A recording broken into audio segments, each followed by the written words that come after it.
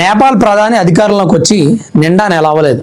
మార్చి 27వ తారీఖు అయినా ప్రమాణ స్వీకారం చేశారు ప్రధానమంత్రిగా. అంటే ఈ రోజు 25 కదా, ఇంకా 2 days అయితే 1 month కంప్లీట్ అవుతుంది. 1 month కూడా కంప్లీట్ అవ్వక ముందే యూత్ అంతా ప్రొటెస్టులు చేస్తున్నారు. ఆయన తీసుకున్నటువంటి నిర్ణయాలు ప్రజాస్వామ్యానికి విఘాతం కలిగిస్తున్నాయని కొంతమంది ప్రజలు కొన్ని ప్రాంతాల్లో ఆందోళన చేస్తుంటే కాలేజీ స్టూడెంట్స్ పెద్ద ఎత్తున ప్రొటెస్టులు చేస్తున్నారు.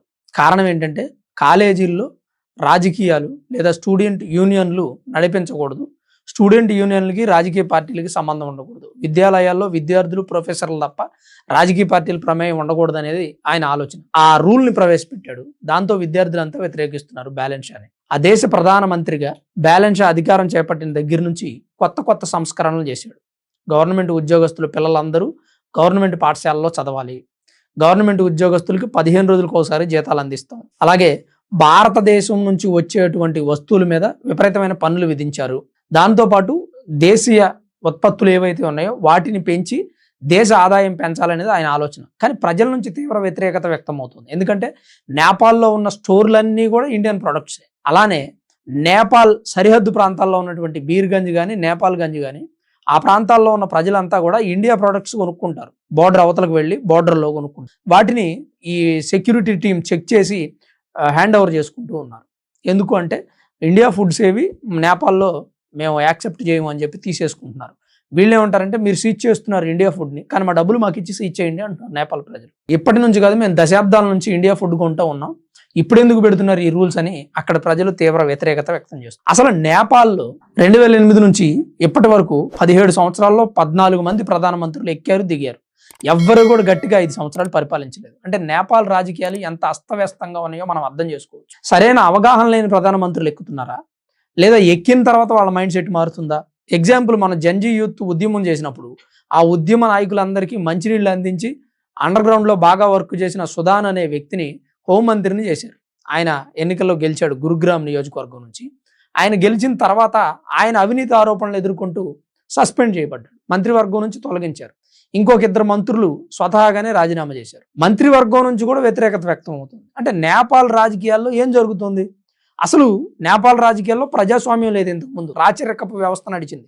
2008 నుంచే ప్రజాస్వామ్యాన్ని ప్రవేశపెట్టి అంతకుముందు 1740 నుంచి 2008 వరకు కూడా రాజులే పరిపాలించారు ఆ దేశాన్ని. రాచరికపు వ్యవస్థే నడిచింది. దాన్ని రద్దు చేసి ప్రజాస్వామ్యాన్ని తీసుకొచ్చారు. ప్రజాస్వామ్యాన్ని తీసుకొచ్చిన తర్వాత కూడా ఎందుకు ప్రధానమంత్రులు స్థిరంగా నిలబడలేకపోతున్నారంటే ప్రధానమంత్రులు ఆ దేశాన్ని పరిపాలించడంలో విఫలమవుతున్నారు. ప్రజల ఆలోచనకి అనుగుణంగా నడుచుకోలేకపోతున్నారు. మీరు దేశీయ ఉత్పత్తులను పెంచాలనుకుంటున్నారు, దేశీయ ఆదాయం పెంచాలనుకుంటున్నారు. అలాంటప్పుడు ఏం చేయాలంటే ఇండియా స్టోర్స్ని ఒక్కసారి ఆపేయటం కాదు, లేదా ఇండియా ప్రొడక్ట్స్ని సీజ్ చేయడం కాదు, నిదానంగా తగ్గించుకోవాలి. ఇప్పుడు మీరు ఇండియా నుంచి ఒక 100 టన్నుల ప్రోడక్ట్ ఇంపోర్ట్ చేసుకుంటూ ఉంటే ఫస్ట్ టర్మ్ దాన్ని ఒక 75 టన్నులు కుదించుకోవాలి. సెకండ్ టర్మ్ అంటే ఒక 2 years తర్వాత ఒక 50%కి కుదించుకోవాలి. ఆ తర్వాత ఒక 25%. అట్లా కంటిన్యూ చేయాలి తప్ప ఒక్కసారి మీరు ఆపేస్తే ప్రజల మీద గుదిబండబడుతుంది. అలానే ఇండియా ప్రొడక్ట్స్ కొంటే విపరీతమైనటువంటి పనులు. ఇప్పటి వరకు కొన్న ఇండియా ప్రొడక్ట్స్ తక్కువ రేటుకు కొన్నారు. మీ ప్రభుత్వం వచ్చిన తర్వాత ఇండియా ప్రొడక్ట్స్ మీద విపరీతమైన పన్నులు పెంచారు. అది ప్రజల మీద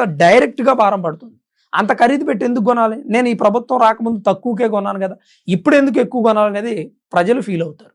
సో ఈ ప్రజలు ఫీల్ అవుతున్నటువంటి పరిస్థితి ఏదైతే ఉందో అది డైరెక్ట్గా ప్రభుత్వం మీద పడుతుంది.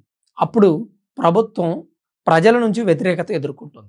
ప్రొటెస్టులు జరుగుతున్నాయి, యూత్ ప్రొటెస్టులు చేస్తున్నారా, స్టూడెంట్స్ యూనియన్ ప్రొటెస్టులు చేస్తున్నారా? మరి యూనియన్ కాలేజీల్లో యూనియన్ లేకుండా ఎలా ఉంటుంది? అసలు బ్యాలెన్స్ షా కూడా కాలేజీ యూనియన్ నుంచి వచ్చినటువంటి లీడరే. ఇది ఈ కథలో ట్విస్ట్. కాలేజీ యూనియన్ నుంచి రాజకీయ నాయకుడిగా ఏదైతే వ్యక్తి కాలేజీలో రాజకీయాలు లేకుండా చేస్తా అంటున్నాడు. మరి రాజకీయ నాయకులు ఎలా వస్తారు బయటికి?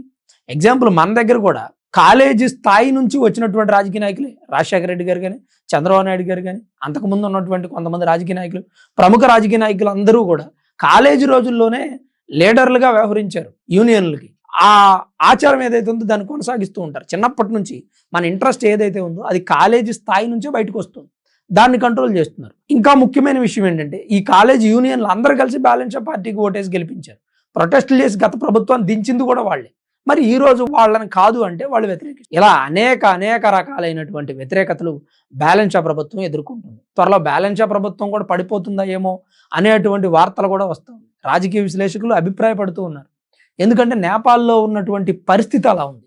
అతి తక్కువ వయసులో ఆ దేశానికి ప్రధానమంత్రి అయినటువంటి వ్యక్తి. 35 సంవత్సరాల వయసే బ్యాలెన్స్ అది. 35 సంవత్సరాల వయసులో ఆ దేశానికి ప్రధానమంత్రి అయ్యి అద్భుతమైన సంస్కరణలు చేస్తారు, దేశాన్ని అభివృద్ధి చేస్తారు అని అనుకున్న సందర్భంలో ఆయన చేసే ప్రయత్నంలో ఉన్నారు. ఆయన ఆలోచన కరెక్టే, కానీ ఇంప్లిమెంట్ చేయడంలో ఫెయిల్ అవుతున్నారు. ప్రజలకు వివరించి చెప్పడంలో ఫెయిల్ అవుతున్నారు. ఏదైనా సరే, ఇప్పుడు ఎగ్జాంపుల్ అండి, మనం సింపుల్గా అర్థమయ్యేలాగా చెప్పాలంటే, మందు అలవాటు నుండి డాక్టర్ మానేయమన్నాడు అనుకోండి, ఈ రోజుతో టక్కుమని బంద్ చేయమని చెప్పడం, నిదానంగా మానేయరా బాబు అని చెప్తాడు. సిగరెట్ అలవాటు ఉన్నోడు కూడా ఒక్కసారి మానేయమని చెప్పడు. మనకున్న ఏదైనా అలవాటు అది ఒక్కసారి కంట్రోల్ అవ్వదు. ఈ చిన్న ఎగ్జాంపుల్ మాత్రమే. అలానే భారత ప్రొడక్ట్స్కి అలవాటు పడినటువంటి నేపాల్ ప్రజలు దాన్ని కొనడానికి అలవాటు పడ్డారు. పిల్లలు తినే చిప్స్ ప్యాకెట్లను కూడా వాళ్ళు అలౌ చేయట్లేదు అంటే అక్కడున్న నేపాల్ మహిళలు సెక్యూరిటీ సిబ్బంది మీద ఆగ్రహం వ్యక్తం చేస్తారు. ఏం చేయాలి అంటే నిదానంగా కంట్రోల్ చేయాలి. ఇందాక నేను చెప్పిన పర్సంటేజ్ బాపతలో చేయాలి. ఒక్కసారి చేస్తే ప్రభుత్వం మీద వ్యతిరేకత వస్తుంది. స్టూడెంట్ యూనియన్స్ రాజకీయాల్లో పాల్గొనకూడదు అన్నారు, అది రాంగ్. ఇలా కొన్ని నిర్ణయాలు బ్యాలెన్స్ ఆఫ్ ప్రభుత్వం మీద ప్రభావం చూపించేటువంటి అవకాశం ఉంది. మరి నేపాల్లో బ్యాలెన్స్ ఆఫ్ ప్రభుత్వం పడిపోతుందేమో అని మరి కొంతమంది అంటున్నారు. మీ అభిప్రాయం ఏంటి దాని మీద? ఈ వీడియో చూసిన ప్రతి ఒక్కరూ ఖచ్చితంగా కామెంట్ రూపంలో రాయండి. అలానే వీడియో చివరి వరకు చూసిన వాళ్ళు తప్పకుండా లైక్ చేయండి. మీ అందరికీ ప్రత్యేకించి పేరు పేరున కృతజ్ఞతలు.